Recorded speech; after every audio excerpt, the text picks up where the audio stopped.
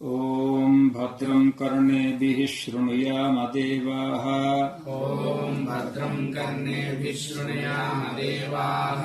भद्रं पश्येमाक्षभिर्यजत्राः। भद्रं पश्येमाक्षभिर्यजत्राः। स्थिरैरङ्गैः तुष्टुवागुंसस्तनूभिः। स्थिरैरङ्गैः तुष्टुवागुंसस्तनूभिः। व्यशेम देवहितं यदायुः। व्यशेम देवहितं यदायुः। ओम स्वस्ति न इन्द्रो वृद्धश्रवाः। ओम स्वस्ति न इन्द्रो वृद्धश्रवाः। स्वस्ति न पूषा विश्ववेदाः। स्वस्ति न पूषा विश्ववेदाः। स्वस्ति नस्तार्क्ष्यो अरिष्टनेमिः। स्वस्ति नस्तार्क्ष्यो अरिष्टनेमिः। स्वस्ति नो बृहस्पतिर्दधातु। स्वस्ति नो बृहस्पतिर्दधातु। ओम शान्तिः शान्तिः शान्तिः। ओम शान्तिः शान्तिः शान्तिः। మాండిక్యోపనిషత్తు గౌడపాద కారికలు శంకర భాష్యం. నిన్న ఉకారము మరియు తైజస్సుని యొక్క తాదాత్మ్యాన్ని గురించి చెప్పుకున్నాము. ఆ మంత్రాన్ని ఒకసారి చెప్పుకొని మళ్ళా ఈరోజు మంత్రానికి వెళ్దాం. స్వప్నస్థానః స్వప్నస్థానః తైజసః తైజసః ఉకారో ఉకారో ద్వితీయా మాత్రా ద్వితీయా మాత్రా ఉత్కర్షాత్ ఉత్కర్షాత్ ఉభయత్వాద్వా ఉభయత్వాద్వా ఉత్కర్షతి హవై ఉత్కర్షతి కవై జ్ఞానసంతతిం జ్ఞానసంతతిం సమానశ్చ భవతి సమానశ్చ భవతి. నా అస్య నా అస్య కులే కులే అబ్రహ్మవిత్ భవతి. అబ్రహ్మవిత్ భవతి.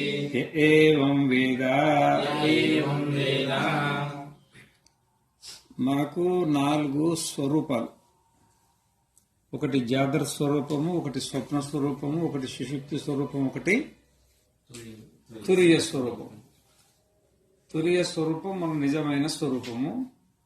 మిగతా అన్ని కూడా మనకు ఆత్మజ్ఞానం లేని కారణాల వల్ల అవి ఉన్నట్టు అనిపిస్తున్నాయి అన్నమాట. మన పేరు ఓంకారం, మనం ఆత్మ. మనకు పేరు పెట్టాలి కాబట్టి వేదం ఏం పేరు పెట్టింది? ఓం అన్నారు. ఓం అని ఒకే అక్షరం అనిపించినా దాంట్లో ఒక్క అక్షరాలు లేవు. ఎన్ని అక్షరాలు ఉన్నాయి? 3 అక్షరాలు. అకారము, ఉకారము, మకారం. అకారానికి ఉకారం ఆద్గుణ అని సంధి ద్వారా గుణం అయితే అకారం ఓ అయింది. ఓం మన పేరు ఓం. అయితే ఈ ఓంకారానికి మన పేరు ఓంకారమే ఎందుకు పెట్టాల్సి వచ్చింది? ఇంకోటి ఏదైనా పెట్టొచ్చు కదా అంటే అట్లా పెట్టడానికి కొన్ని కారణాలు ఉన్నాయని మనకి చెప్తున్నాడు అనమాట ఇక్కడ. ఆ ఉ మా. ఆ అంటే జాగ్రత్త అవస్థలో మన పేరు. ఊ అంటే స్వప్నావస్థల మన పేరు. చెప్పుకోనమాట. ఊ అని ఎందుకు పెట్టిందంటే ఆ ఊ మాల ఊ మధ్యలో ఉంది.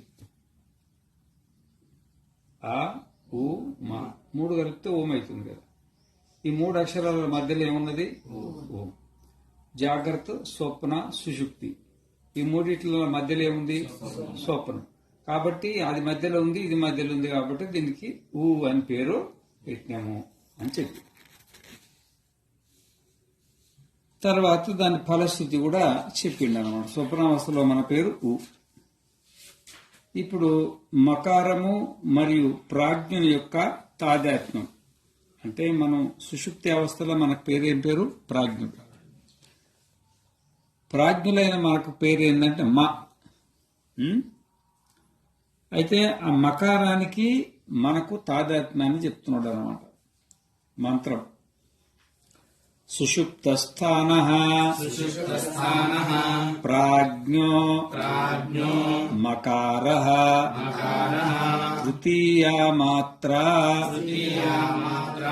మితేః अपीतेर्वा अपीतेर्वा मिनोति हवा विनोति हवा इदं सर्वम् इदं सर्वम् अपीतिश्च भवति अपीतिश्च भवति य एवं वेद य एवं वेद ఇంకొకసారి సుషుప్తస్థానః सुषुप्तस्थानः ప్రాజ్ఞః प्राज्ञः మకారః मकारः తృతీయా మాత్ర तृतीया मात्रा మితేరపీతేర్వా मितेरपीतेर्वा మినోతి హవా ఇదం विनोति हवा इदम् సర్వం అపీతిశ్చ భవతి सर्वमपीतिश्च भवति య ఏవం వేద य एवं वेद తాత్పర్యం సుషుప్తి స్థానము కలిగిన ప్రాజ్ఞుడు సుషుప్తిస్థానము కలిగిన ప్రాజ్ఞుడు మానము మానము అనగా కొలత అనగా కొలత మరియు లయము కారణమున మరియు లయము కారణమున ఓంకారమునకు ఓంకారమునకు మూడవ మాత్రయైన మూడవ మాత్రైన మకారమై ఉన్నాడు. మకారమై ఉన్నాడు. ఏ ఉపాసకుడు ఏ ఉపాసకుడు ఈ విధముగా ఈ విధముగా తెలుసుకొనుచున్నాడో తెలుసుకొనుచున్నాడో అతడు ఈ సంపూర్ణ జగత్తును అతడు ఈ సంపూర్ణ జగత్తును మానము మానము ప్రమాణము ప్రమాణము చేయగలడు చేయగలడు. మరియు మరియు వాటికి వాటికి లయస్థానమగుచున్నాడు. లయస్థానమగుచున్నాడు. ఇంతవరకు మనం నిన్న చెప్పుకున్నాం తాత్పర్యం వరకు. భాష్యం చెప్పుకోలేదు అనుకుంటా కదా. భాష్యం ఎందుకంటే నేను బలిచక్రవర్తి కథ చెప్పుకున్నాం కదా, మానం అనే దానికి చెప్పినాం. తాత్పర్యం అయిపోయింది. భాష్యార్థం అనండి. సుషుప్తి స్థానము కలిగిన ప్రాజ్ఞుడు సుషుప్తి స్థానము కలిగిన ప్రాజ్ఞుడు ఓంకారమునకు ఓంకారమునకు మూడవ మాత్రయగు మూడవ మాత్రయకు మకారమై ఉన్నాడు. మకారమై ఉన్నాడు. ఏ ప్రకారముగా ఏ ప్రకారముగా ప్రస్థ ప్రస్థ అనగా అనగా ఒక విధమైన ఒక విధమైన కొలిచే వస్తువుతో కొలిచే వస్తువుతో ధాన్యము కొలవబడుచున్నదో ధాన్యము కొలవబడుచున్నదో అదే విధముగా అదే విధముగా ప్రళయము ప్రళయము మరియు ఉత్పత్తి సమయమున మరియు ఉత్పత్తి సమయమున ప్రవేశము ప్రవేశము మరియు మరియు నిర్గమములకు నిర్గమములకు ద్వారమైన ద్వారమైన నిర్గములకు నిర్గమములకు అని రాసుకోండి. నిర్గమములకు నిర్గమములకు అది నక్కు పెట్టుకోండి. నిర్గమమునకు అని పెట్టండి. లక్కు పని అయినా ఏం కాదు, ప్రవేశం బహువచనం దాని దీన్ని కలిపి అనుకోవచ్చు. అప్పుడప్పుడు ప్రవేశమునకు మరియు నిర్గమమునకు అని 2 సార్లు అనాల్సి వస్తుంది. ద్వారమైన ప్రాజ్ఞుని నుండి విశ్వడు మరియు తైజసుడు కొలవబడుచున్నట్లుగా ఊహించుకొనవలయును. ఏలయనగా ఓంకారమును సమాప్తి చేసి తిరిగి ఓంకారమును ఉచ్చరించినప్పుడు అకారము మరియు ఉకారము మకారమునందు ప్రవేశించి తిరిగి దాని నుండే బయటికి వచ్చుచున్నట్లుగా అనిపించుచున్నవి. లేక అపీతి కారణమున కూడా వాటియందు ఏకత కలదు. అపీతి అనగా అవ్యయము అనగా ఏకీభావమని అందురు. ఏలయనగా ఏ విధముగా ఓంకారమును ఉచ్చరించినప్పుడు అకారము మరియు ఉకారము అంతిమ అక్షరమైన అంతిమ అక్షరమైన ఓంకారమునందు ఓంకారమునందు మకారమునందు మకారమునందు ఏకీభూతమైనట్లు ఏకీభూతమైనట్లు అగుపించుచున్నదో చూపించుచున్నదో అదే ప్రకారముగా అదే ప్రకారముగా సుషుప్తి సమయమునందు సుషుప్తి సమయమునందు విశ్వడు విశ్వడు మరియు తైజసుడు మరియు తేజస్సుడు ప్రాజ్ఞుడియందు ప్రాజ్ఞుడియందు లయమగుచున్నారు. లయమగుచున్నారు. కావున కావున ఈ సమానత కారణమున ఈ సమానత కారణమున కూడా కూడా ప్రాజ్ఞుడు ప్రాజ్ఞుడు మరియు మరియు మకారము యొక్క మకారం యొక్క ఏకత ఏకత సంభవించుచున్నది. సంభవించుచున్నది.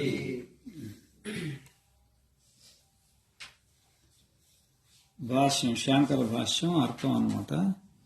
సుషుప్తి స్థానము కలిగిన ప్రాజ్ఞుడు అంటే మనం సుషుప్తికి పోయినప్పుడు, మనం ఇప్పుడు జాగ్రత్తలో ఉన్నాం, నిద్రపోతాం, స్వప్నాలు వస్తాయి, తర్వాత సుషుప్తికి పోతాం. సుషుప్తికి పోయిన ప్రాజ్ఞుడు అంటే అప్పుడు మనం ప్రాజ్ఞులం ఉన్నాం. ఓంకారం యొక్క మూఢభమాత్రయగు మకారమై ఉన్నాడు.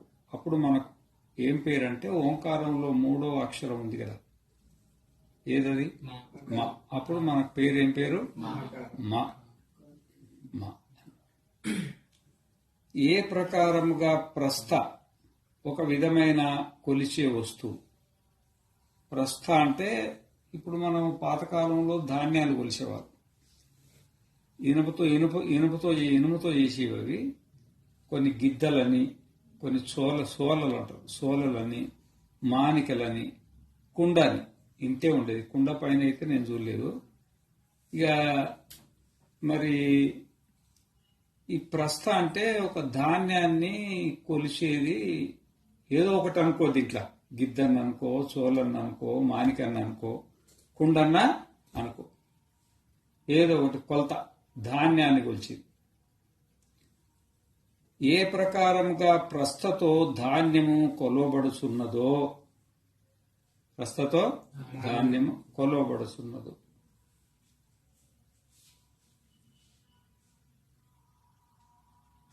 అదే విధముగా ప్రళయము మరియు ఉత్పత్తి సమయమున, ఒకటేం ప్రళయం, సృష్టి ప్రళయం అవుతుంది. సృష్టి ప్రళయం అవుతుంది. ఒకసారి ఉత్పత్తి అవుతుంది. ఆ సమయంలో ప్రవేశము మరియు నిర్గమములకు సృష్టి రావడము, మరి లయించి పోవడం.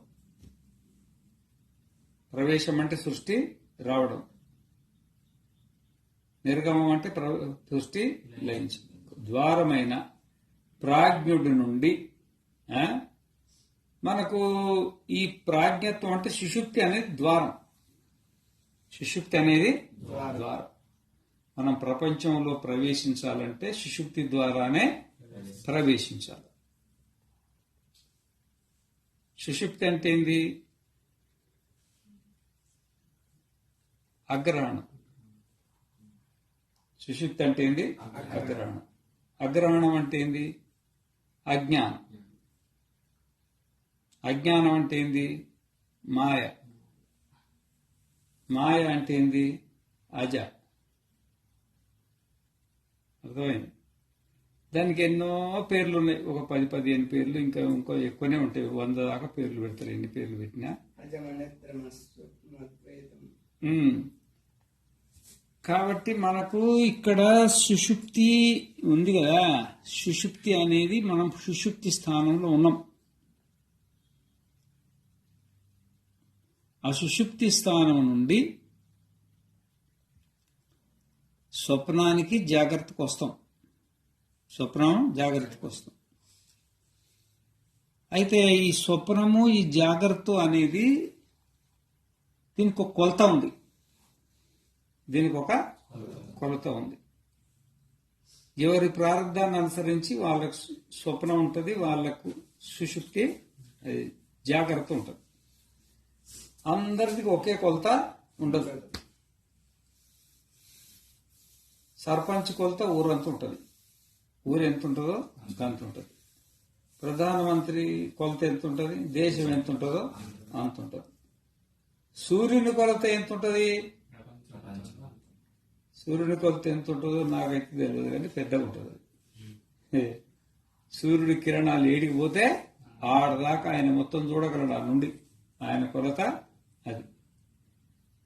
కాబట్టి అందరి స్వప్నము, అందరి జాగ్రత్త ఒక తీరుగా ఉండదు. ఆ సుషుప్తి ఒక కొలత ప్రకారంగా నీకు స్వప్నాన్ని ఇస్తుంది, ఒక కొలత ప్రకారంగా నీకు జాగ్రత్తని ఇస్తుంది, వాళ్ళ ప్రారంభాన్ని అనుసరించి. అందుకని కొలత అని పెట్టింది ఇక్కడ. గిద్ద కొలత కొలతే, సోల కొలత కొలతే, మాణిక కొలత కొలతే, కుండ కొలత కొలత. గుమ్మి అని ఉండేది పాతకాలంలో. గుమ్మి, గుమ్ములు అని ఉండేది. గుమ్మి 60 కుండలు వస్తే గుమ్మి నిండేది. ఎన్ని 60 కుండలు వస్తే గుమ్మి నిండేది.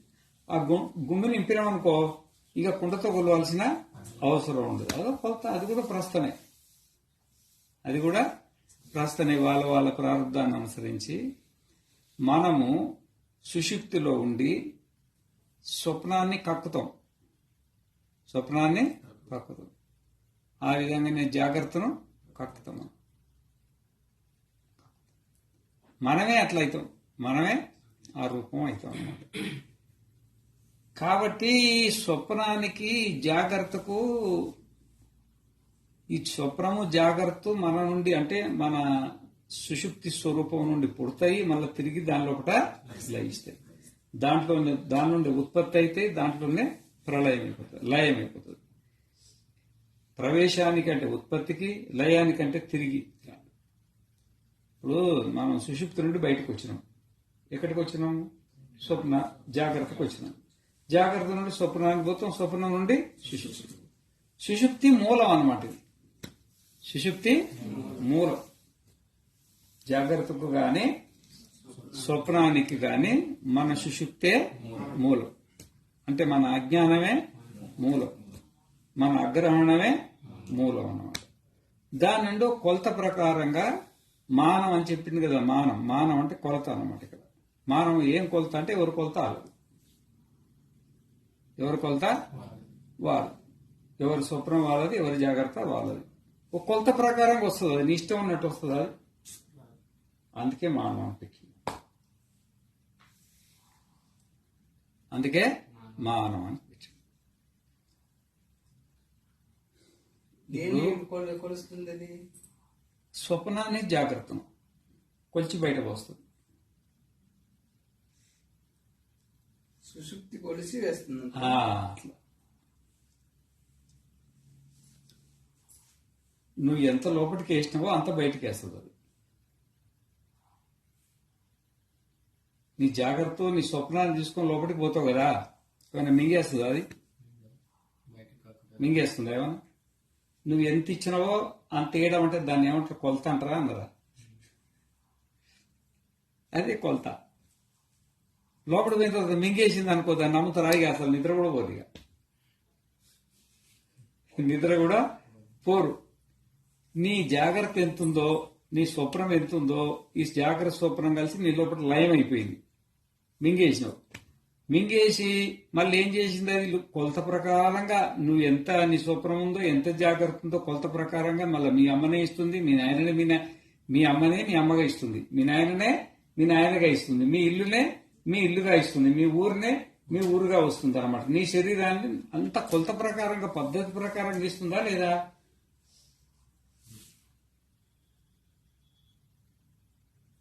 అట్లా ఇవ్వకపోతే ఏమవుతుంది? ఇంకొక అమ్మ మీకు అవుతుంది, ఇంకొక నాయన గత గజిబిజి గందరగోళం అవుతుంది అన్నమాట. మానం, నువ్వు ఏ మానాన్ని, అంటే నీ జాగ్రత్త ఎంతుందో, నీ జాగ్రత్త ఎంత? నీ శరీరము, నీ జ్ఞానేంద్రియాలు, నీ కర్మేంద్రియాలు, మీ అమ్మ, మీ నాయన, మీ ఇల్లు, నీ సంపద, మీ ఊరు, నువ్వు చదువుకున్న చదువు, నువ్వు కొన్న ప్లాట్లు, నువ్వు కట్టిన ఇండ్లు, నీ కార్లు ఏమేమి ఉన్నాయో ఇది నీ కొలత ఇది నీ కొలత. సుషుప్తిలో అన్నీ మింగేసింది, సుషుప్తిలో లయం అయిపోయినాయి అన్ని. మళ్ళా పొద్దునే కక్కేస్తుంది కదా బయటికి, కొలత ప్రకారం ఇస్తుందా, కొన్ని ఏమన్నా తేడా చేస్తుందా? ఏమన్నా ఇల్లు ఏమన్నా మాయమవుతుందా? ఏమైనా తల్లిదండ్రులు ఏమైనా మారుతున్నారా? అక్క చెల్లెళ్ళు ఏమైనా మారుతున్నారా? ఇంట్లో వస్తువులు ఏమైనా మారుతుందా? ఎట్లా తీసుకుపోయిందో అట్లా బయటికి పంపించలేదా? రాత్రి చదివిన శ్లోకము ఉదయం అది ఇచ్చుట్లేసింది. రాత్రి చదివినా ఉదయం అది ఇచ్చుట్లేసింది. ఉన్నది. రాత్రి నువ్వు ఎట్లా చదివినావో అది గట్లే ఉంది. రాత్రి గట్టిగా చదివినట్టే పొద్దున గట్టిగా ఇచ్చేది, రాత్రి కొంచెం మోతాదుకి ఇచ్చింది. అది ఇవ్వట్లేదు సార్, తినేస్తుంది సార్. తినేది అడగండి, వీళ్ళందరూ ఉన్నారు, వీళ్ళందరూ సాక్ష్యం. ఎవరు సాక్ష్యం? అందరు చదివింది, కానీ ఆ చదివే దాంట్లో నువ్వు ఎంత చదివినావో అంతే. ఇవ్వట్లేదు సార్ అది. రాత్రి మీరు చదివిందా చదవలేదా? చదవలేదా? మీకు ఎట్లా జ్ఞాపకం ఉంది అది? ఏది చదివినట్టు జ్ఞాపకం ఉంది, శ్లోకం జ్ఞాపకం తినేసి చదివినట్టయితే జ్ఞాపకం ఉందా లేదా? కొట్లాడుతున్నా సార్. ఇప్పుడు చదివినట్టయితే జ్ఞాపకం ఉందా లేదా? శెట్టి గారికి నిన్న ఇచ్చాము, ఈ రోజు ఇవ్వట్లేదు. కరెక్టే, చదివినట్టు జ్ఞాపకం ఉందా? నిన్న సాయంత్రం చదివినట్టు జ్ఞాపకం ఉందా లేదా? మరి ఆ జ్ఞాపకం వచ్చిందా రాలేదా బయటికి? అసలు అదే రాలేదు అనుకో, నాతో మాట్లాడదువా? అది ఎంత తీసుకుంటుందో అంటే సుషుప్తి అవస్థలో ఎంత స్వప్నము జాగ్రత్త అనేది లయమవుతుందో దాన్ని ఒక కొలత ప్రకారంగా, అంటే నీదెంతుందో అంత, కొంచెం తక్కువ లేదు, కొంచెము ఎక్కువ లేదు, అంత ఇచ్చేస్తుంది. అందుకంటే మానం అన్నాడు. ఏమన్నాడు? సుషుప్తి స్థానం అనేది మానం. దేనికి మానం? జాగ్రత్తకు స్వప్నానికి మానం. కొలత ప్రకారంగా లోపల తీసుకుంటుంది, కొలత ప్రకారంగా బయటికి ఇస్తుంది అన్నమాట. మానం అని పెట్టింది అన్నమాట. ధాన్యము కొలవబడుచున్నవో అదే విధముగా ప్రళయము మరి ఉత్పత్తి సమయమున ప్రవేశము మరియు నిర్గమములకు ద్వారమైన ప్రాజ్ఞుడి నుండి విశ్వడు మరియు తైజస్సుడు కొలవబడుచున్నట్లుగా ఊహించుకోవాలి. మనం అట్లా ఊహించుకోవాలి. మనం ఊహించుకొని మాట్లాడుతున్నాం, అట్లా అది కొలత స్థానం అన్నమాట. ఏలయనగా ఓంకారమును సమాప్తి చేసి తిరిగి ప్రయోగించినప్పుడు అకారము మరియు ఉకారము మకారమునందు ప్రవేశించి తిరిగి దాని నుండి బయటికి వచ్చుతున్నట్లుగా అనిపించుతున్నది. మనం ఓ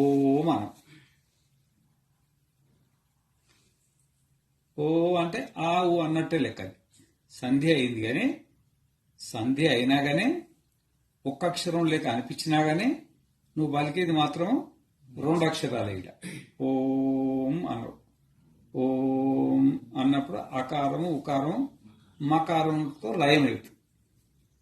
అకారంతో మకారం అన్నప్పుడు అకారం ఉకారం ఉంది. ఏమన్నా అయిపోయిన తర్వాతనే మకారం వస్తుంది. అన్న తర్వాత ఆ ఊ ఏమైనా వినబడుతుందా మనకు? అది మకారంలో లయం అయిపోయినట్టే అనిపిస్తుంది.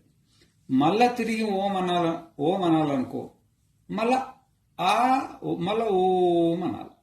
మళ్ళా ఓం అంటే మళ్ళా మకారం నుండి మళ్ళా అకారం ఉకారం పుట్టి బయటకు వచ్చినట్టుగా అనిపిస్తుంది అన్నమాట. ఓం అన్నప్పుడు అకారము ఉకారం 2 కలిసి మకారంలో లయమైపోయినట్టుగా అనిపించి, మళ్ళా తిరిగి ఓంకారం అన్నప్పుడు మళ్ళా అకారం ఉకారం మకారం నుండి పుట్టినట్టుగా అనిపిస్తుంది అన్నమాట.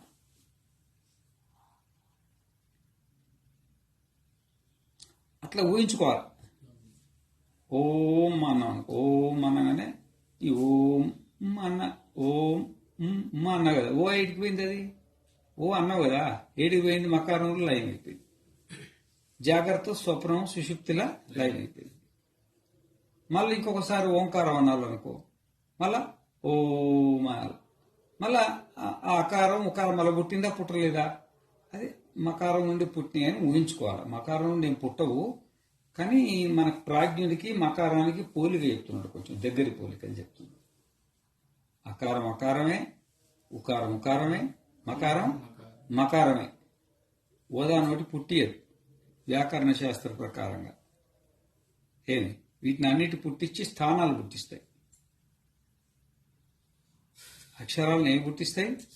స్థానాలు పుట్టిస్తాయి. ఆ ఊహ విసర్జనీయానాం కంఠ ఇచ్యుయశానాం తాలు ఉపు పద్మానీయానామోష్టౌ జ్ఞమగణానాం నాసికాచ ఏదైతో కంఠతాలు ఓదౌతో కంఠోష్టం వకారస్య దంతోష్టం. ఇది సిద్ధాంత కౌముదిలా ఉంటాయన్నమాట. ఈ విధంగా మావిధిగా అక్షరాలు అనేది స్థానంలో అక్షరానికి మాతృ స్థానం అన్నమాట. తల్లి ఇక్కడేంటంటే అట్లా ఊహించుకోవాలి. ఓంకారం మకారం లైవ్ అయిపోయినట్టుగా తిరిగి మళ్ళీ ఓంకారం అన్నప్పుడు అకారం ఉకారం మళ్ళీ బయటికి వచ్చినట్టుగా అట్లా ఊహించుకోవాలి. దాని దీనికి సమానతలు ఉన్నాయని చెప్తున్నాడు అన్నమాట. మనం సుషుప్తి అవస్థలో ఉన్నాం. సుషుప్తి అవస్థలో నుండి కొలిచినట్టుగా ఎవరి ప్రపంచం వాళ్ళకి జాగ్రత్త వస్తుంది, ఎవరి ప్రపంచం వాళ్ళకి స్వప్నావస్థ వస్తుంది. నా స్వప్నాలు నీకు రావు, నీ స్వప్నాలు నాకు రావు. నా జాగ్రత్త నీకు రాదు, నీ జాగ్రత్త నాకు రాదు. ఎట్లయితే లోపలికి పోయిందో పద్ధతి ప్రకారం అట్లనే తిరిగి ఇప్పుడు మనం బ్యాంకులో లాకర్లు కొంటాం. లాకర్లు కొన్నప్పుడు కొన్ని వస్తువులు పెడతాం, లాక్ వేసుకొని వస్తాం. మళ్ళీ పోయినప్పుడు అయ్యే వస్తువులు ఉంటాయా, కొత్త ఏమైనా వస్తాయా? ఇది కూడా అట్లే ఒక లాకర్లే కనుక్కోవాలి. ఇది లాకర్ లెక్క. ఇది సుషుప్తి స్థానం ఏంది? లాకర్. ఎక్కడన్నా మళ్ళీ ఎక్కడన్నా మాయమైపోతే పొద్దున్నే అమ్మ నాయన ఎత్తుకుంటే వెళ్ళిపోవాలా? కష్టమవుతుంది కదా. అందుకని ఈ లోపలికి లాకర్లకు వెళ్ళిపోతాయి సుషుప్తిలా. మళ్ళీ పొద్దున్నే లాకర్ ఓపెన్ కాగానే ఎవరి సామాన్లు వాళ్ళకి వస్తాయి. ఎవరి ఇల్లు వాళ్ళు, ఎవరి భార్య, ఎవరి పిల్లలు, ఎవరి భర్త అంతా ఎవరి సంసారం వాళ్ళకి వస్తుంది. కొలత ప్రకారంగా ఉందని చెప్తున్నాడు అన్నమాట. ఏలయనగా ఓంకారమును సమాప్తి చేసి తిరిగి ప్రయోగించినప్పుడు అకారము మరియు ఉకారము మకారమునందు ప్రవేశించి తిరిగి దాని నుండి బయటికి వచ్చినట్లుగా అనిపించుతున్నవి. దీంట్లో ఏమైనా అనుమానం ఉందా? అర్థమైందా? లేక అపీతి కారణమున కూడా వాటి యందు ఏకత కలదు. ఈ అపీతి ఏంది? అపీతి ఏంది అంటే అపీతి అనగా అవ్యయం. అపీతి అంటే ఏంది? అవ్యయం. అవ్యయం అంటే ఏంది? ఏకీభావం. ఏకీభావం. అపీతి అనేది ఒక అవ్యయము అంటే దానికి ఏకీభావం అని అర్థం. అపీతి అనేది ఒక అవ్యయ పదం. అంతే. అవ్యయాలు ఎన్నో ఉంటాయి కదా. అపీతి ఒక అవ్యయం. అది నామవాచకం కానీ క్రియాపదం కానీ కాదనమాట. అపీతి అనగా ఏకీభావం. ఏకీభావం అని అందరూ. ఏలయనగా ఏ ప్రకారముగా ఓంకారమును ఉచ్చరించినప్పుడు అకారము మరియు ఉకారము అంతిమ అక్షరమునందు ఏకీభూతమైనట్లు అవుచున్నదో అదే ప్రకారముగా సుషుప్తి సమయమున విశ్వడు మరియు తేజస్సులు ప్రాజ్ఞయందు లయమగుచున్నారు. మనం ఓం అన్నప్పుడు ఓం అని గమ్మునూరుకుంటాం కదా. అప్పుడు ఆ అకారం ఉకారం మకారంలో లయమైపోతుంది కదా. ఆ విధంగానే మనం సుషుప్తిలో ఉన్నప్పుడు జాగ్రత్త స్వప్నము రెండు కూడా సుషుప్తిలో లయమైపోతుంది. లయం. ఇదేమో లయం. ఒకటేమో కొలత. మొదటిదేమో కొలత ప్రకారంగా ఎవరి జాగ్రత్త ఎవరి స్వప్నం వాళ్ళకి ఇస్తుంది అనేది అదేమో కొలత. ఇదేమో లయం. ఇదేమో లయం అన్నమాట. అయితే మరి మనం ఓంకారం అన్నప్పుడు అకారము ఉకారం మకారంలో లయమైపోయినట్టుగా సుషుప్తిలో జాగ్రత్త స్వప్నాలు రెండు లయమైపోతుంటే కనబడకుండా పోతుంది. అది సుషుప్తి యందు విశ్వడు మరియు తైజస్సుడు. శిష్యుడు అంటే మన జాగ్రత్త స్వరూపము, తైజస్సుడు మన తైజస్సు స్వరూపము, ప్రాజ్ఞని యందు అంటే మన అజ్ఞానమునందు అగ్రహణమునందు లయమగుతున్నారు. ఇవన్నీ దాంట్లో లయమైపోతాయి రెండు. కావున ఈ సమానత కారణంన ఈ రెండు సమానతలు కావున ఈ సమానత ఒకటే మాన సమానత, ఒకటేమో అపీతి సమానత, రెండు సమానతలు ఉన్నాయి. అర్థమైందా? మానం అంటే కొలత ప్రకారం గీయడం ఒకటి, ఒకటేమో లయం కావడం ఒకటి. ఈ రెండింటి కారణమున, ఈ సమానత కారణమున ఈ సమానత అని దగ్గర సమానతలా అని రాసుకోండి. ఒకటి లేదు, రెండు ఉన్నాయి సమానతలు. ఇక తాబడ్డది ఏ కారణం? ఈ సమానతల కారణమున కూడా పెట్టుకోవాలి. రెండు సమానతలు ఉన్నాయి కదా, ఒకటి మానము, ఒకటి అపీతి, రెండు ఉన్నాయి కదా.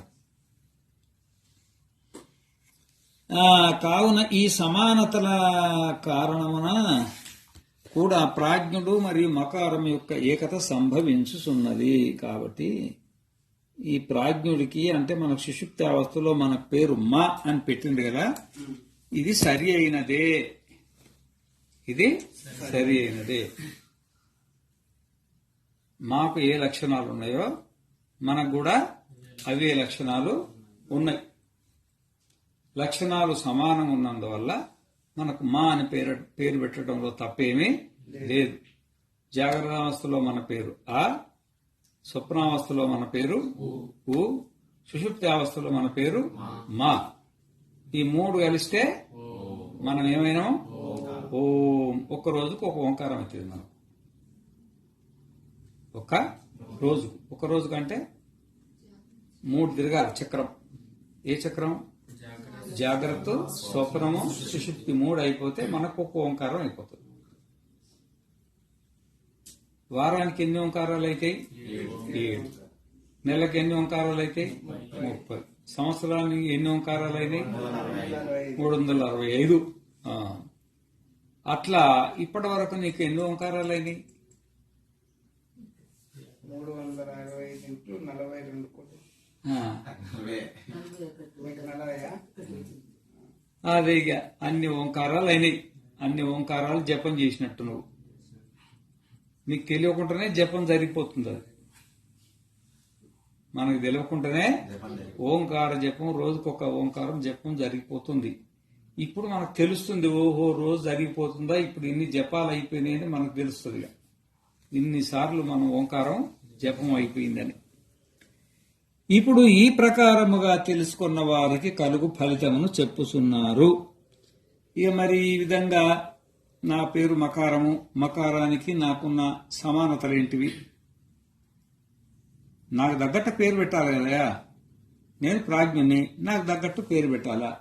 మకారం నాకు సరిపోయిన పేరే అని ఈ విషయం తెలుసుకున్నప్పుడు దాని ఫలితం ఏమొస్తుంది అంటే, ఎవడు ఈ విధముగా తెలుసుకున్నాడు అతడు సంపూర్ణ జగత్తును కొలవగలడు, అనగా ప్రపంచం యొక్క యథార్థ స్వరూపమును తెలియచున్నాడు. ఈ సమస్త ప్రపంచం ఉంది కదా, జగత్తు ఉన్నది కదా,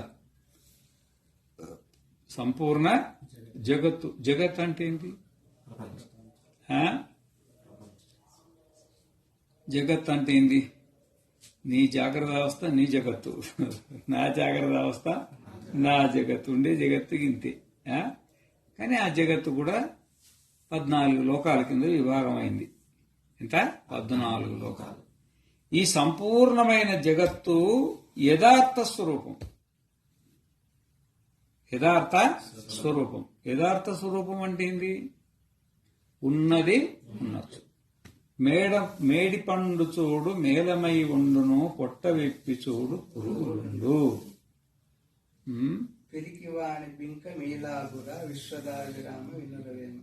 మేడి పండు బయటికి ఎంత అందంగా కనబడుతుంది, కానీ కడుపులో ఎన్ని పురుగులు ఉంటాయి.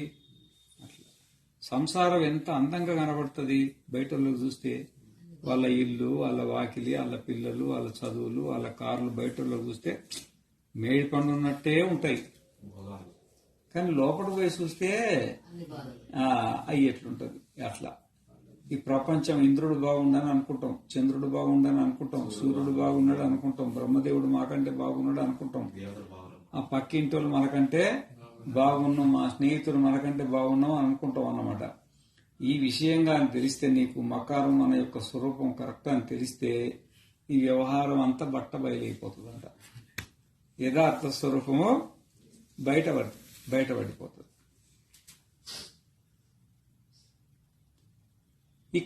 ఈ ప్రపంచం యొక్క యథార్థ స్వరూపమును తెలియసున్నాడు. ప్రపంచం యొక్క నిజమైన మనం ఇప్పుడు చూసే దాని తాత్పర్యం ఏంది? మనం ఇప్పుడు చూసిన ప్రపంచం యథార్థ ప్రపంచము కాదనే కదా. అదే ప్రపంచం కనబడితే ఫలితం చెప్పాల్సిన అవసరం ఏముందిగా. ఇప్పుడు ఎట్లున్నదో అట్లే కనబడదు అనుకో, ఇంకా ఆయన ఫలితం చెప్పేది ఉంది. ఫలితం చెప్పకుండా మనకు అది ఉండే కానీ అప్పుడు ఉన్నది ఉన్నట్టు కనబడుతుంది అన్నమాట. యథార్థ స్వరూపమును తెలియసున్నాడు.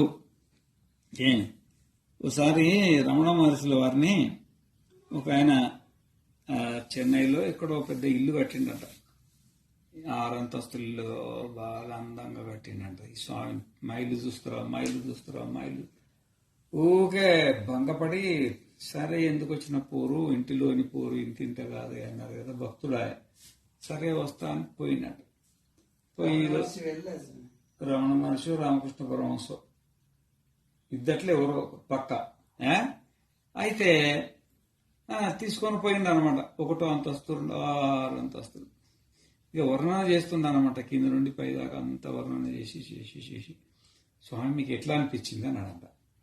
ఏమున్నది, మొదటి అంతస్తులు ఏముందో 2 అంతస్తులు అదే ఉంది, 3 అంతస్తులు అదే ఉంది, 4 అంతస్తులు అదే ఉంది, 5 అంతస్తులు అదే ఉంది, 6 అంతస్తులు కూడా అదే ఉంది, పక్కింట్లో ఏముందో దీంట్లో కూడా అదే ఉంది. అదేంది స్వామి అన్నాడు. అవునయ్యా, ఇటుక, ఇసుక, సిమెంటు ఇదే కదా నీ 6 అంతస్తులు, ఇంకేమైనా ఉందా దీంట్లో అడిగిందంట. ఇది యథార్థ స్వరూపం. ఇది యథార్థ స్వరూపం. మామూలు స్వరూపం ఏంది? ఓయమ్మ ఆయన పెద్ద కోటీశ్వరుడు, ఎట్లా మెరుస్తున్న చూడు, బిల్డింగ్, ఆ కిటికీలు చూడు, ఆ దర్వాజాలు చూడు, వాళ్ళు చూడు, అది చూడు, ఇది చూడు అంటారు అన్నమాట. అది వీడనేది ఇల్లు గురించే, ఆ మహానుభావుడు అనేది కూడా ఇల్లు గురించే. కానీ మాటకి ఎంత తేడా ఉంది. అట్లా అన్నమాట యథార్థ స్వరూపము. మనకి ఇప్పుడు ఏ ప్రపంచం కనబడుతుందో ఆ ప్రపంచం అందరికీ కనబడుతుంది. కానీ ఈ ఉపాసన వల్ల ఈ విధంగా తెలుసుకుంటే ఈ సంపూర్ణ జగత్తు ఉంది కదా, దాని యొక్క యథార్థ స్వరూపం కనబడుతుంది మనకు. అప్పుడు హిరణ్మయేన పాత్రేణ సత్యశాపీతం ముఖం తత్వం పూషణ పావరును సత్యధర్మాయ దృష్టయే అన్నాడు అనమాట. హిరణ్మయేన పాత్రేణ అంటే బంగారు పాత్ర, హిరణ్మయం. మయం అంటే మయట్ ప్రత్యయం. మయట్ ప్రత్యయం అంటే తెలుసా నీకు? లోపల వేరే ఉంటుంది, బయట వేరే ఉంటుంది. లోపల ఉండేది వేరే, బయట ఉండేది వేరే. ఇప్పుడు ఈ రాగి ఉంటుంది కదా, రాగి తొడుగులు తయారు చేసి దానికి బంగారం పూత పెడతారు అన్నమాట. అది గోపురానికి జ్ఞానమయం అంటే అప్పుడు ఇక్కడ నేను చెప్పేదేను అక్కడదే మళ్ళా. అయితే అక్కడ అప్పుడు ఏమంటారంటే ఆ తొడుగులన్నీ తీసుకుపోయి శిఖరానికి పెడతారు. ఆ శిఖరం ఏమంటాం అంటే స్వర్ణమయం అంటాం. స్వర్ణమయము అంటే స్వర్ణం అనొచ్చుగా, స్వర్ణమయం, అది మయట్లనే గడబడి ఉంది. బంగారం అనొచ్చు కదా, ఎందుకంటే బంగారం కాదు అది, కాబట్టి స్వర్ణమయం అన్నాడు. లోపల ఉండేది వేరే, బయట ఉండేది వేరే. అందుకనే ఈ ప్రపంచంలో హిరణ్మయేన పాత్రేణ, బంగారుమయమైన పాత్ర, చూడడానికి బంగారం మాదిరిగా మెరుస్తుందయ్యా. ఏ చూసినా ముట్టుకుందాం అనిపిస్తుంది, ఇట్లా ఏ చూసినా పట్టుకుందాం అనిపిస్తుంది. బాజారు పోతే మంచి చీర కనబడితే ఇంటి తెచ్చి పట్టుకుందాం అనిపిస్తుంది. మంచి వస్తువు కనబడితే తెచ్చి పెట్టుకుందాం, ఆకర్షిస్తుంది అన్నమాట. బంగారం ఎట్లా ఆకర్షిస్తుంది? అట్లా ప్రపంచం అంతా ఆకర్షిస్తుంది. కానీ ఆ బంగారం వెనక ఏముంది? ఇత్తడి ఉంది కదా, బంగారం వెనక ఏముంది? రాగి ఉంది కదా, అది కనబడుతుందా? ఈడ కనబడుతుందంట. ఈ ఉపాసన చేస్తే అది కనబడుతుందంట. జగత్తుకు దుఃఖమయం అంటారు కదా, అదే ఎవరికి దుఃఖమయము? ఈ ఉపాసన చేసిన వాడికి దుఃఖమయం. అంటే దుఃఖం ఉండదు జగత్తులో, పైకి దుఃఖంగా ఉంటుందా? దుఃఖమయం అంటే సరే, ఇప్పుడు లోపల ఉండేది పరమాత్మ స్వరూపము, బయట ఉండేదేమో ప్రపంచ స్వరూపము. ప్రపంచమేమో దుఃఖమయమే, కానీ పరమాత్మ దుఃఖమయం అవుతుందా?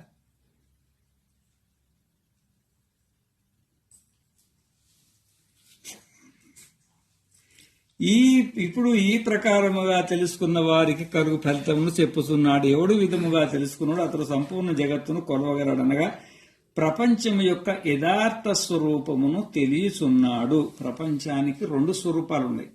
ఒకటి అయథార్థ స్వరూపము, ఒకటి యథార్థ స్వరూపము. దీన్ని బట్టి మనకు తెలిసేది ఏంటంటే ప్రపంచానికి 2 స్వరూపాలు. ఒకటి అయథార్థం, ఉండేది ఒకటి, కనబడేది ఇంకొక రకంగా అన్నమాట. ఉండేదేమో అంత దుఃఖమయం. బయటికి కనబడేది ఎట్లుంటది? ఆనందమయంగా ఉంటుంది అన్నమాట. అయితే ఇప్పుడు యథార్థ స్వరూపం, ప్రపంచం యొక్క యథార్థ స్వరూపం తెలిసిపోతుంది. తెలిసిపోతే దానిపైన మనకు వైరాగ్యం కలుగుతుంది. ఏమవుతుంది? వైరాగ్యం. యథార్థ స్వరూపం తెలియస్తున్నాడు. ఇక్కడ ఏ అవాంతర ఫలితములు చెప్పబడి ఉన్నాయో అవి ప్రధానమైన సాధనము యొక్క స్థితి కొరకయ్యే ఉన్నాయి. అంటే ఇవి ఈ సాధనం చెప్పిండు కదా, ఇట్లా నేను ప్రాజ్ఞుని, నా పేరు మకారము, నా దగ్గర జాగ్రత్తలు స్వప్నులు పైకి వస్తున్నాయి, లోపలికి పోతున్నాయి, లయం అయిపోతున్నాయి, లయస్వరూపుణ్ణి. తర్వాత పద్ధతి ప్రకారంగా నా నుండి నా జాగ్రత్త, నా స్వప్నం ఒక కొలత ప్రకారంగా వస్తున్నాయి. ఏ విధంగానో మకారం కూడా అట్లే, అకారము ఉకారం 2 దాంట్లో లయం అయిపోతున్నాయి, తిరిగి దాని నుండి పుడుతున్నాయి. కాబట్టి దీనికి నాకు సామ్యత ఉంది, నాకు మకారం పేరు మంచిదే, పద్ధతి ప్రకారంగా పెట్టిందే అని ఈ విధమైన ఊహ సాధన ఉంది కదా. సాధనం యొక్క ఏ అవాంతర ఫలితములు చెప్పబడి ఉన్నవో, అంటే జాగ్రత్త అవస్థకు స్వప్నావస్థ కూడా చెప్పింది కదా. జాగ్రత్త స్వరూపం అకారానికి ఉకారానికి కూడా ఫలితం చెప్పింది కదా, మకారానికి కూడా చెప్పింది కదా ఫలితాలు. ఈ 3 ఫలితాలు కూడా ఇవి ప్రధానమైన సాధనం యొక్క స్థితి కొరకయ్యే ఉన్నాయి. అంటే ఈ విధంగా మనం ప్రధానమైన సాధన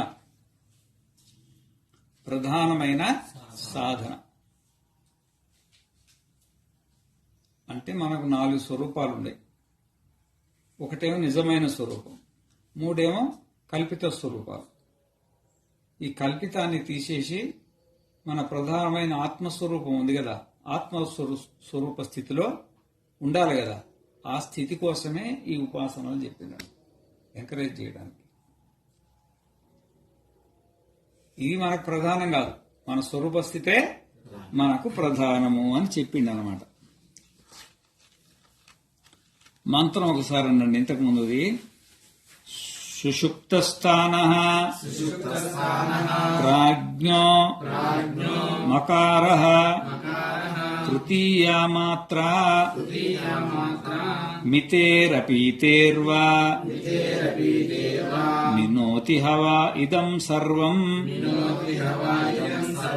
అపీతిశ్చ భవతి య ఏవం వేద. ఇది సుషుప్తి స్వరూపం అయిపోయింది. అయితే దీనిపైన గౌడపాదాచార్యుల వారు వారి యొక్క అభిప్రాయాన్ని చెప్పడం కోసము మాత్రల యొక్క విశ్వాది రూపత చెప్పిందే చెప్తారు, కానీ మనకు కొంచెం విపులించి చెప్తారు. ఏం చెప్తారు? విపులించి చెప్తారు అన్నమాట. అయితే మాత్రల యొక్క విశ్వాది రూపత, ఈ మాత్రలకు మన విశ్వ తైజస ప్రాజ్ఞులకు ఏకరూపత ఎట్లుంటుందో ఈ అర్థం నందు శ్లోకములు కూడా చెప్పబడుతున్నాయి. శ్లోకాలంటే ఇక్కడ కారికలను, కారిక.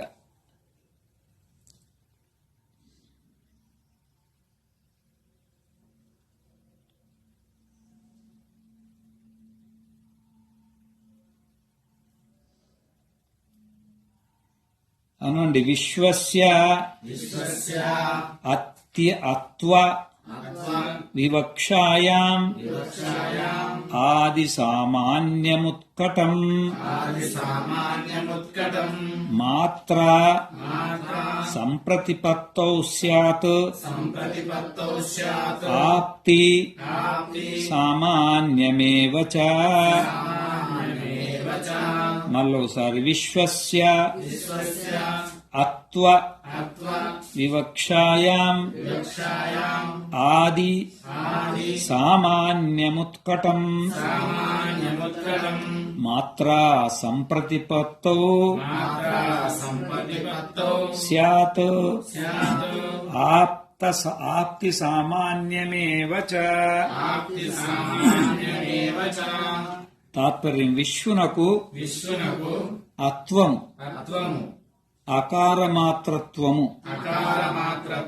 చెప్పుట ఇష్టమైనప్పుడు అనగా అతడు విశ్వడు అకారమాత్ర రూపుడై ఉన్నాడు. ఈ విధముగా తెలుసుకొనినచో వాటి ప్రాథమికత్వము యొక్క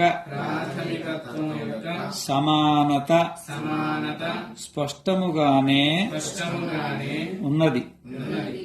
ఆ విధముగానే వాటి యొక్క వ్యాప్తి రూప సమానత కూడా స్ఫుటముగానే ఉన్నది. మంత్రంలో చెప్పింది మళ్ళీ చెప్తున్నారు. ఇక్కడ విశేషంగా ఏం లేదు. మంత్రంలో ఏం చెప్పిండ్రో అదే చెప్తున్నాడు. కానీ ముఖే సరస్వతి అంటారు కదా, వాళ్ళ భాషలో వాళ్ళు చెప్తున్నారు అన్నమాట. ఏమి విశ్వస్య అత్వ వివక్షాయాం. విశ్వస్య అంటే మనం జాగ్రత్త అవస్థలో మనం ఎవరము? విశ్వలం. విశ్వునికి ఏం పేరు పెట్టింది? ఓంకారంలో అను అత్ అంటారు. ఇక్కడ అకారాన్ని అత్ అంటున్నారు వ్యాకరణ భాషలో. అత్తు అత్తు విశ్వస్య అత్తు విశ్వస్య అత్తు అవి రెండు సవర్ణ దీర్ఘ సంధి అయింది. విశ్వస్యాత్వ అత్వ వివక్షాయాం అంటే మనకు జాగ్రత్త అవస్థలో అకారం చెప్పడం ఉంది కదా, అది ఆది సామాన్యం ఉత్కటం. ఆది అంటే మనకు జాగ్రత్త స్వప్న సుషుప్తుల్లో మొట్టమొదటిది ఏది? జాగ్రత్త. విశ్వ తైజస ప్రాజ్ఞంలో మొట్టమొదటిది ఏది? విశ్వడు. విశ్వ తైజస ప్రాజ్ఞ స్వరూపాలు కదా, 4 తురియం అనుకో. ఈ మొత్తం 4 పాదాలలో మొత్తం మొదటి పాదం ఏది? విశ్వపాదం. అక్షరాలలో మొట్టమొదటిది ఏది? అకారం అన్నమాట.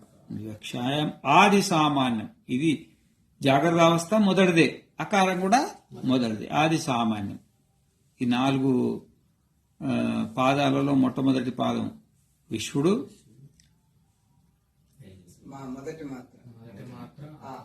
మొదటి మాత్ర ఆ. ఇవి 2 సరిపోయినాయి. ఉత్కటం. మాత్ర సంప్రతిపత్తో స్యాద్ ఆప్తి సామాన్యమేవచ.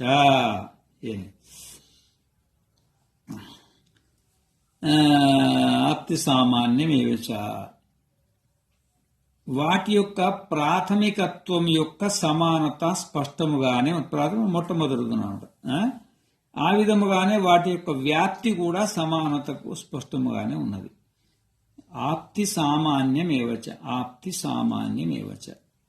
మరి వాటి యొక్క వ్యాప్తి కూడా, ఆ వ్యాప్తి అంటే ఇప్పుడు ఆకారం అన్ని అక్షరాలలో ఉంది.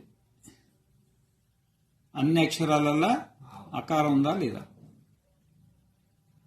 అకారంలో అన్ని అక్షరాలు ఉన్నాయా లేవా? ఆ అనకుంటే ఏ అక్షరం చెప్పలేదు. ఆ విధంగా విశ్వం లోపట తైజసం ఉంది, ప్రాజ్ఞ ఉంది, తుర్యం ఉంది, అన్ని ఉన్నాయి. దీంట్లో జాగ్రత్తలా అన్ని ఉన్నాయి. విశ్వం ఉంది, మనం విశ్వలం, తైజసులం, ప్రాజ్ఞలం, తుర్యలం అన్ని కలిసి జాగ్రత్త అయింది. దీంట్లో ఏది తీసేసినా జాగ్రత్త కాదు. వాటి యొక్క వ్యాప్తి రూపత సమానతగా స్ఫుటం. భాష్యార్థానికి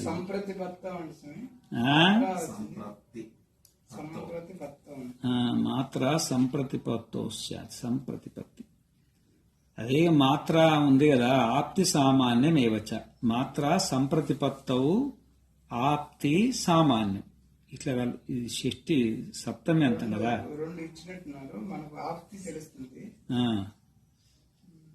సామాన్యం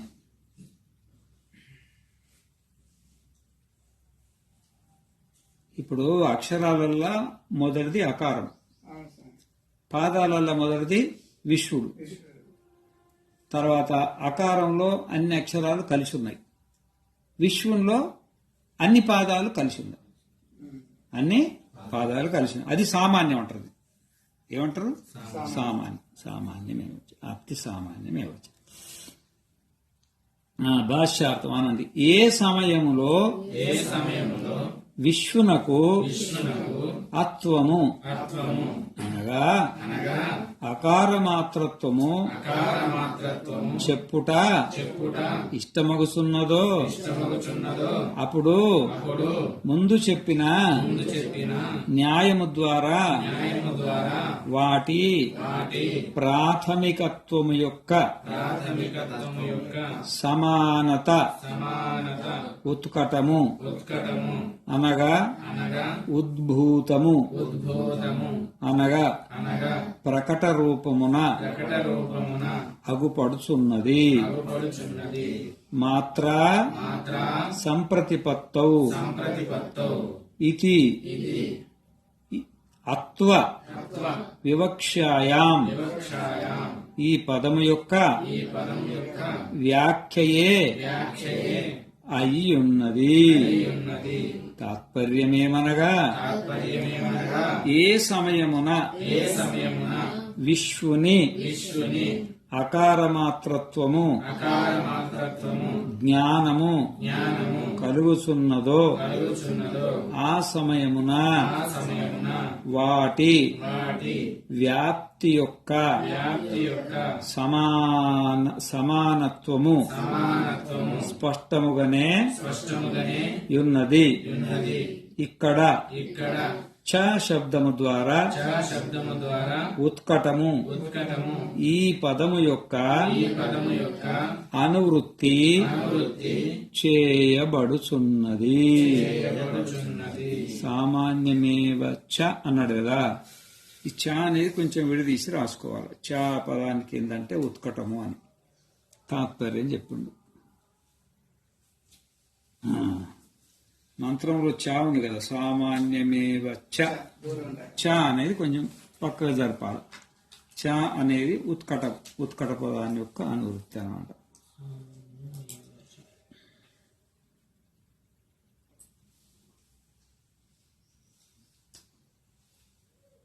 మనం జాగ్రత్త అవస్థలో ఉన్నప్పుడు మనకు పేరు ఆకారం పెట్టింది. వేదం ఏం పేరు పెట్టింది? ఆకారం. ఆకారం ఎందుకు పెట్టిందంటే ముందు చెప్పిన న్యాయం ఉంది ఒకటి. ముందు చెప్పిన న్యాయం ద్వారా ఏం న్యాయం ఉంది?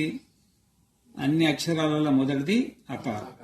ఆకారంలో అన్ని అక్షరాలు వ్యాపించి ఉన్నాయి. దాని లోపల అన్ని అక్షరాల ఆకారం వ్యాపించింది. అదేవిధంగా అన్ని అవస్థలు అన్ని పాదాలలో మొదటి పాదం ఏది? విశ్వడు. విశ్వడు అన్ని పాదాలు విశ్వంలో వ్యాపించి ఉన్నాయి అన్నమాట. ఇప్పుడు మన జాగ్రత్త అవస్థలో విశ్వడు, తైజస్సుడు, ప్రాజ్ఞుడు, తుర్యం ఉంది. 4 గలిస్తేనే ఇది నడుస్తుంది. దీంట్లో ఏది తీసేసినా నడవు. ఏదైనా సందేహం ఉంటే అడగండి.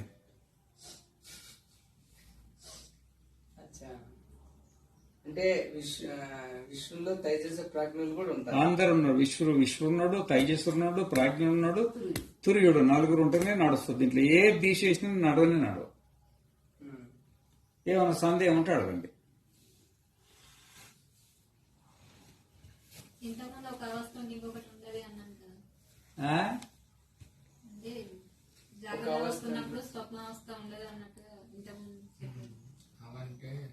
అవును, ఒకటి ఉన్నప్పుడు ఒకటి ఉండదు. కానీ 4 దీంట్లో ఉన్నాయి. ఒకటి ఉన్నప్పుడు ఒకసారి లేకపోయినా 4 దీంట్లోనే ఉంది. ఇప్పుడు మనం జాగ్రత్తలో ఉన్నాం. ఒక్కొక్కప్పుడు జ్ఞాపకం వస్తుంది. జ్ఞాపకం వచ్చినప్పుడు ఇది ఉండదు, ఆ జ్ఞాపకమే ఉంటుంది. కానీ నువ్వు జాగ్రత్తలో ఉండి జ్ఞాపకం చేస్తున్నావా, స్వప్నంలో ఉండి జ్ఞాపకం చేస్తున్నావా, సుషుప్తిలో ఉండి జ్ఞాపకం చేసుకుంటున్నావా? జాగ్రత్తలో ఉండి. స్వప్నం అంటే పండుకొని ఉండాలి, ఇట్లా వండుకొని గురకలు తీయాల. జాగ్రత్తలో ఉండే స్వప్నం చూస్తున్నావు అంటే ఈ స్వప్నం, నువ్వు స్వప్నం జాగ్రత్తకు సంబంధించింది, అది స్వప్నానికి సంబంధించింది కాదు. అది ఏమైనా డౌట్ ఉందా దీంట్లో? లేదు. అర్థమైందా? అర్థం కాలేదు అమ్మాయికి. ఏం కాలేదు చెప్పు, అడుగుతా. ఏం కాలేదు? ఒక్కరికి గాక ఇంకొకరి మీద చేస్తారు, అది కూడా ఉంటుంది అనుకో. అలా ఏం కాదు సార్, అమ్మాయికి అర్థం కాదు. అడుగు. అర్థం కాలేదు, ఆమె చెప్పాలి కదా. అర్థం కాలేదు కదా, అయింది. అదో అంటే చెప్పిన మాట జాగ్రత్త అవస్థలో ఉన్నా కూడా మనం ఏదో ఆలోచన వచ్చినప్పుడు ఆ క్షణం అనేది జాగ్రత్త అవస్థ ఆగిపోయి ఆలోచనలో ఉండిపోతాం కదా, స్వప్నావస్థలాగా అవుతుందని చెప్తున్నాను. అర్థమైంది కదా. స్వప్నావస్థ స్వప్నమే అది, కానీ ఆ స్వప్నము కాదు, ఇది జాగ్రత్త స్వప్నం. ఇది ఏం స్వప్నము? జాగ్రత్త స్వప్నం. అచ్చా, నువ్వు జాగ్రత్తలో ఉన్నావు, నీకు స్వరూప జ్ఞానం ఉందా? అంటే సుషుప్తి ఉన్నట్టేగా. సుషుప్తి అనుగతమయ్యే ఉందిగా, అజ్ఞానం ఉన్నట్టే. నేను ఆత్మను అని నీకు ఏమైనా స్ఫురణ ఉందా? కాబట్టి మనం లేకపోతే జాగ్రత్త లేదు, స్వప్నం లేదు, సుషుప్తి లేదు. మనం ఉన్నాము, మనతో పాటు మన జాగ్రత్త ఉంది, మన స్వప్నం ఉంది, మన సుషుప్తి 4 ఒకటే సమయంలో ఉన్నాయన్నమాట. ఒకటే సమయంలో ఉన్నాయన్నమాట. కాబట్టి అకారంలో అన్ని అక్షరాలు ఎట్లా కలిసినావో ఆ విధంగానే విశ్వంలో మిగతా అవస్థలన్నీ, మిగతా పాదాలన్నీ కలిసినాయి అనేది సమానత. అకారం ఇట్లా అన్ని అక్షరాలకు మొట్టమొదటి ఉందో ఆ విధంగానే మిగతా అన్ని పాదాలకు విశ్వం జాగ్రత్త అవస్థ అనేది మొట్టమొదట ఉంది. ఈ సమానత కలిసిందా కలవలేదా? దీన్నే తిప్పి కొంచెం కఠినం చేయడానికి ప్రయత్నం చేస్తారు, కానీ సరళం చేయడానికి ప్రయత్నం జరగదు. శాస్త్రం అన్నమాట. వాళ్ళది ఏదో ప్రదర్శించుకున్నారు, సరే మంచిదే. దానివల్ల మనకి ఏదన్నా విశేషమైన జ్ఞానం కలిగింది అనుకో, సంతోషం వేరా, దాంట్లో తప్పే ఉన్నది.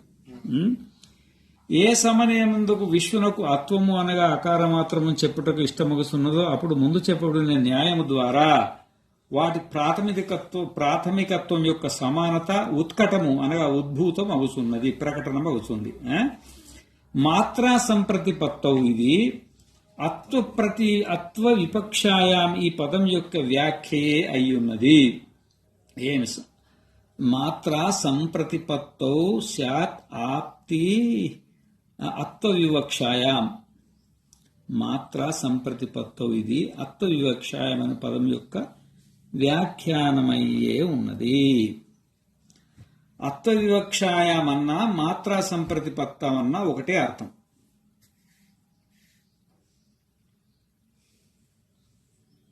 దాని వ్యాఖ్యానం మాత్రా సంప్రతిపత్తౌ అత్వ వివక్షాయాం.